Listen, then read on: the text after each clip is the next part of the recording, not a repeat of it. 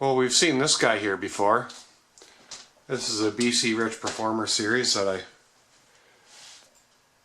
did a setup on and fixed it up for the guy. But without really knowing what he's doing, he decided to make some adjustments on it. Well, with enough light on there, you can see how far he's got that up, which also knocks out the intonation and everything. Now it's okay to want to be able to use the whammy bar to bring the pitch up, but not to the point where you're going to start to break strings. And if I take the bar and put it in there, you can see that he's got hardly any down at all on that. So yeah. So while it's all okay to want to work on your guitars, and I actually encourage it, and probably the reason why myself and several other people make these videos, get some education first. Figure out what does what, how it works, before you start turning wrenches and not knowing what you're doing. Job 1. Always. Neck relief. Fret about the 17th fret.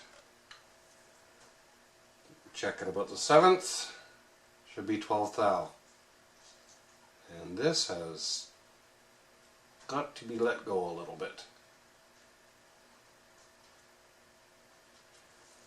So we've got to adjust the truss rod to start.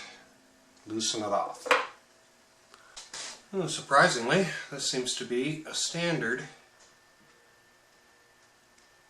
nut on this hex key. Oh, she's already pretty loose. I don't think it's a double acting. No.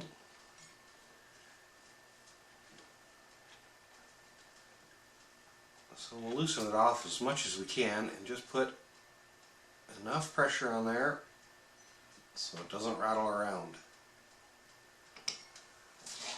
And that's as far as we can get with it.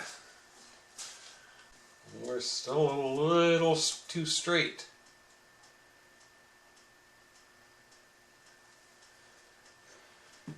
What do we got here? I like 12, but I'll settle for 10 thousandths.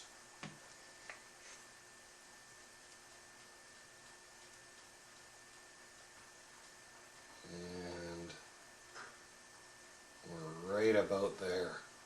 So I'm going to take my fret rocker, and you notice there's no label on it because I made it myself, of an old circular saw blade.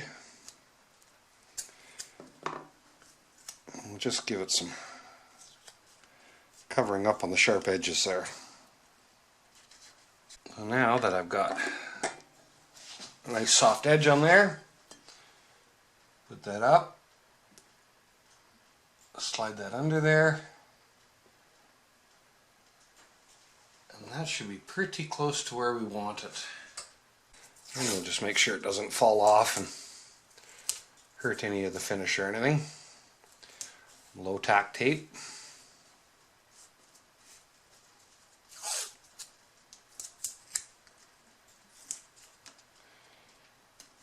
So with our spacer under the trim, I'm going to take a wedge-shaped piece of wood, I'm going to put her in there, and that takes everything that moves right out of the equation. I can also see that these have been moved also. So while we're here, we'll just fix that right away.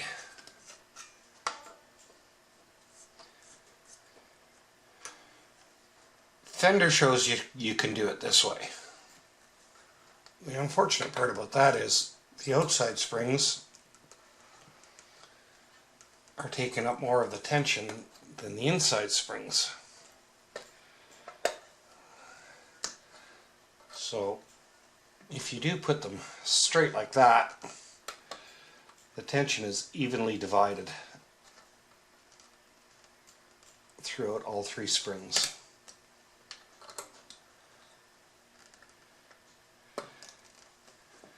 Well, naturally, with the strings off, now is the time to give everything a good cleaning.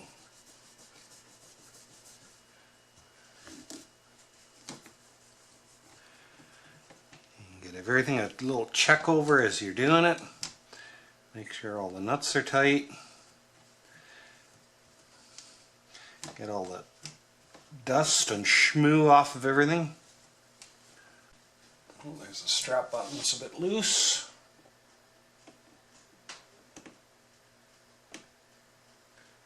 Or a lot loose.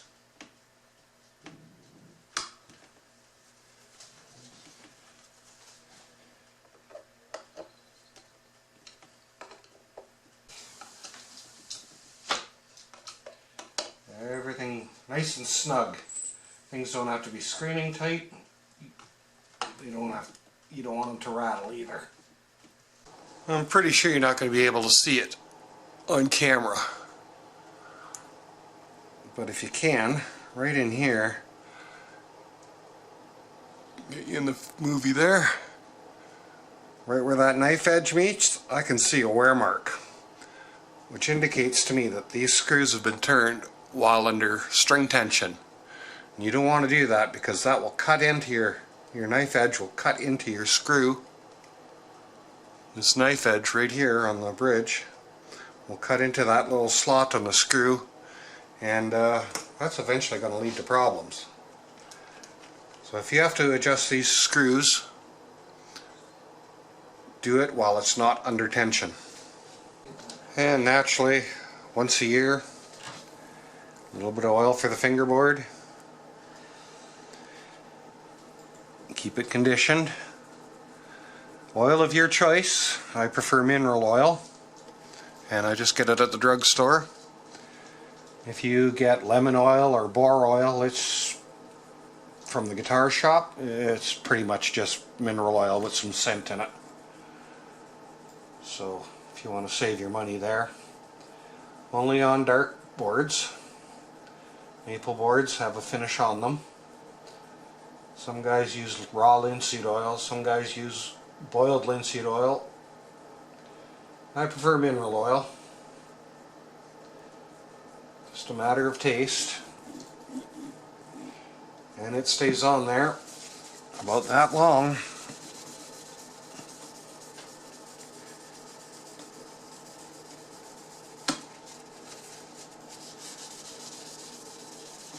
And I show this one a lot too. Come too past, put a kink, put your string in the hole, up to the kink, for a strap over top.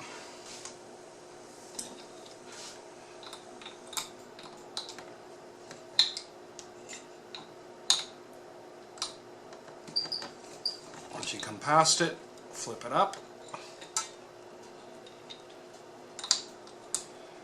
And then continue your other windings underneath. You can see that'll lock that right in place and give you one above and about 2.5 below.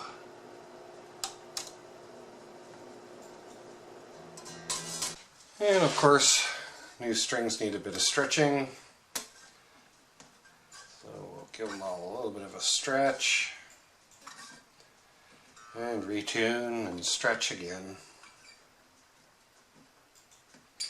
And the plain strings need less than the wound ones. Don't get too crazy on them. You'll just break them. And we start again. Check the next neck relief. We're just about dead on there.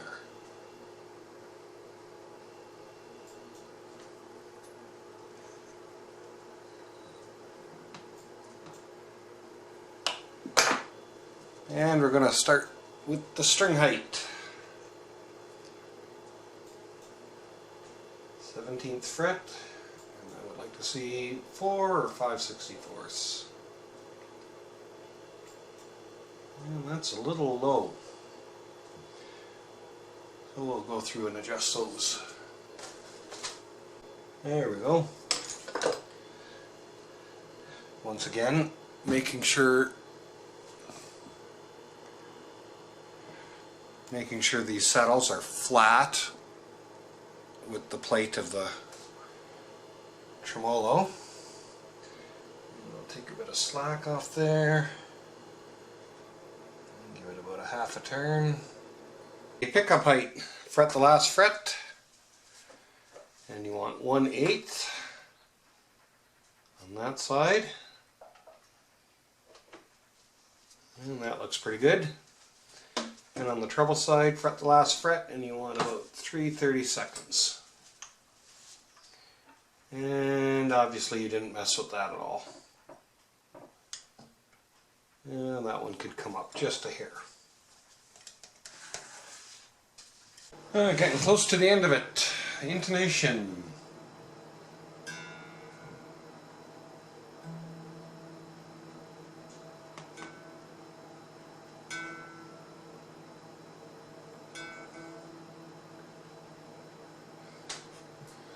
That one's a little bit sharp. And this one actually is not too bad to adjust. Now we can get rid of our block, and to do that, just tighten up the claw,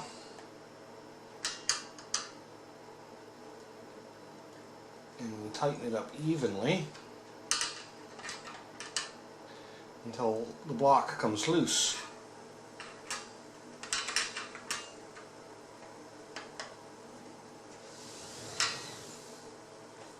And it's still tight.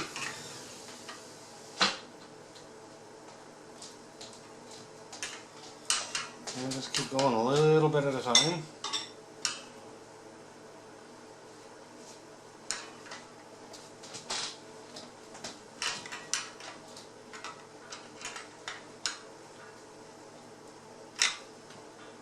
There we go. And we can take our spacer out now.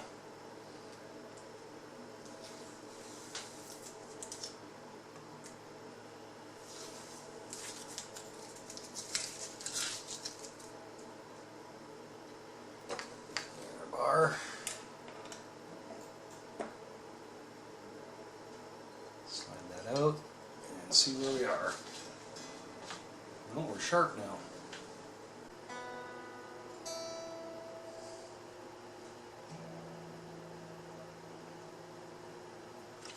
Alright, so now that we're tuned up, we'll check our E string. Pull it up. Not.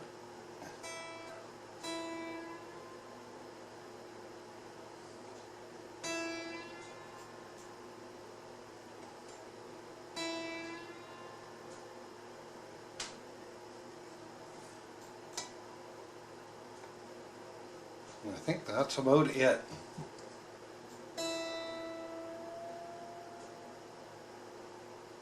Over half a semitone.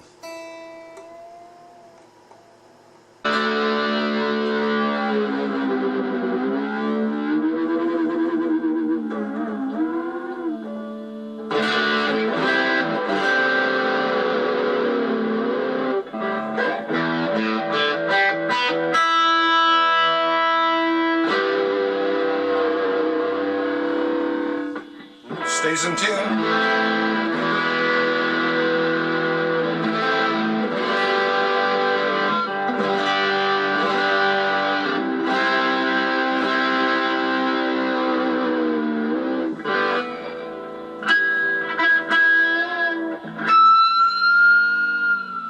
And it rises.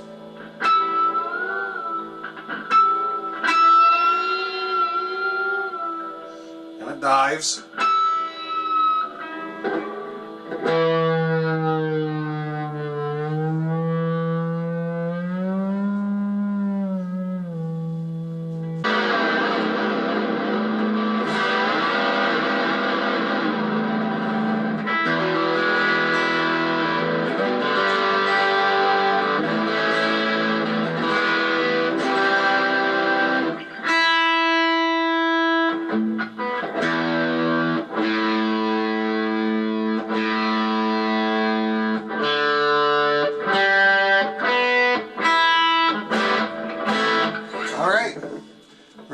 sit overnight and we'll check it again, and we've got a floating tremolo that's now within reason.